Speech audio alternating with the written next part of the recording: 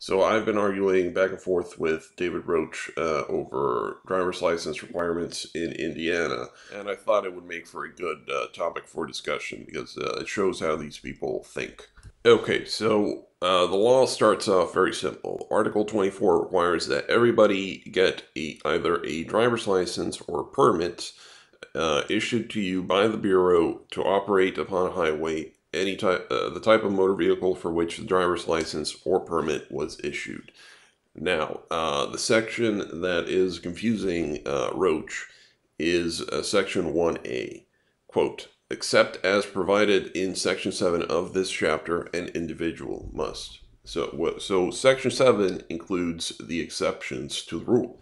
Now, if we go to Section 7, what it says is Section 1 of this chapter does not apply to the following individuals. In other words, the following individuals do not need to get an Indiana state driver's license. Now, the section that is confusing Roach is 3. Quote, a non-resident who A is at least 16 years of age and 180 days of age. Roach is interpreting Section 3 to mean that as long as you are a non-resident and over 16 years old, you do not need a driver's license. Now, the mistake that Roach is making is that he is interpreting the subsections of Section 3, A, B, and C, to be or clauses, that you need to comply with either A, B, or C.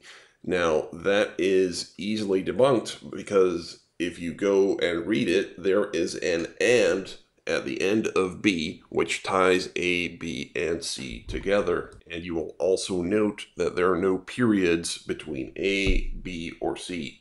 This is a sequential listing. It's unique. It's A, B, and C. Now, if you remember back in grade school English, when you have a list of 3 things that you're trying to group together, you say A, comma, B, and C, period.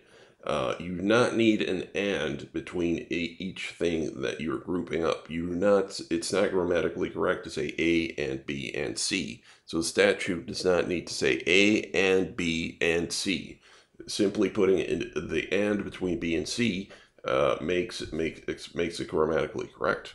Now, we can also disprove this by looking at Section 2, the previous section, in which were listed a list of or clauses. You need to either comply with A, B, C, or, the or is at the end of C, D. In other words, if Section 3 were an or situation, there would be an or at the end of B to make it clear that you only need to comply with one of either A, B, or C. So to summarize, Roach is misreading Section 3. Non-residents in Indiana require a driver's license from their home state, and the other 49 states all have similar laws that allow residents of other states to drive on their roads if they have valid driver's license from other states. And this is a basic common sense law because we have 50 states, well, 48 states that are connected by roads. People drive from one state to another all the time. And it's basic common sense to allow somebody who has a valid driver's license from another state to be able to drive on your roads.